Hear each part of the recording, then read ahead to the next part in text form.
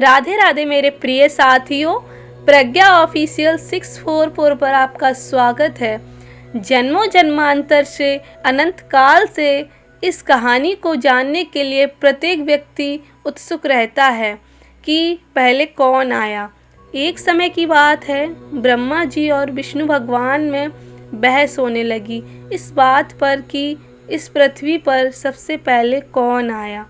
ब्रह्मा जी बोले कि हम आए, विष्णु भगवान बोले हम आए। दोनों ही देवों में काफ़ी देर तक बहस हुई।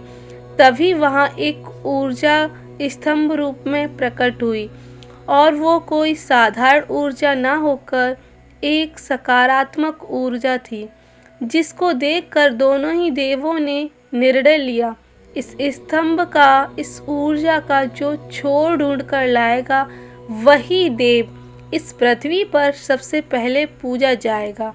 दोनों ही देवों ने निर्णय लिया और अपना रूप लिया। ब्रह्मा जी हंस रूप में ऊपर की ओर जाने लगे और भगवान विष्णु जो कि अपना रूप बरहा का लेकर नीचे की ओर जाने लगे। दोनों ही देवों ने अपना अपना रूप धारण कर लिया था।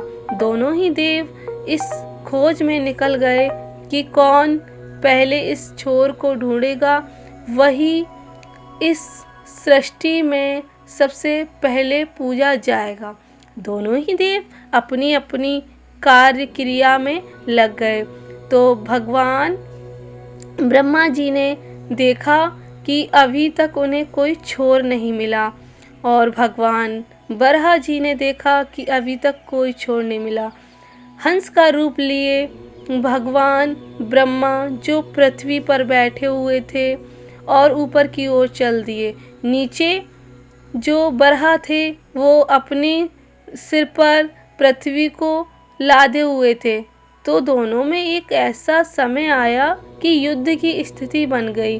तभी वहाँ एक सकारात्मक ऊर्जा प्रकट हुई और भगवान शिव वहाँ से निकले, अर्थात उस ज्योतिर्लिंग से महेश जी निकले और महेश भगवान ने कहा कि यहाँ कोई बहस का उद्देश्य नहीं है। भगवान शिव जी बोले कि कौन बड़ा है कौन छोटा है इसका निर्णय हम नहीं करेंगे, ना ही सृष्टि का कोई और करेगा। भगवान ब्रह्मा जी हैं इस सृष्टि के रचयिता, तो उनकी रचयिता के हिसाब से पूजा की जाएगी। जिसके मन में जो भाव होगा वो करेगा। और भगवान विष्णु जी जिन्होंने इस सृष्टि का निर्माण किया है, तो उनकी उसी हिसाब से या मन के मनुष्य के भावों से पूजा की जाएगी।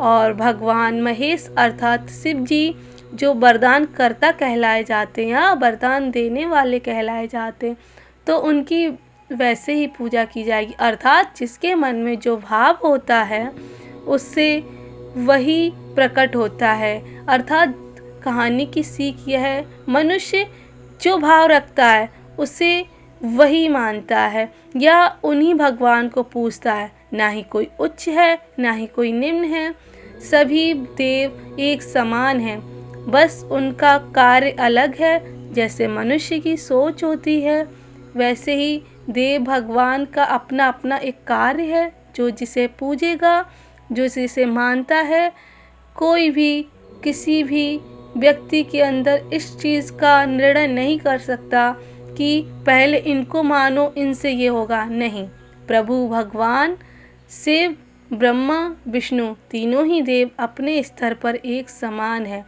तो हम मनुष्य अपने भावों के हिसाब से ही पूजा करता है, तो हम किसी भी पूजा में विघ्न नहीं डाल सकते।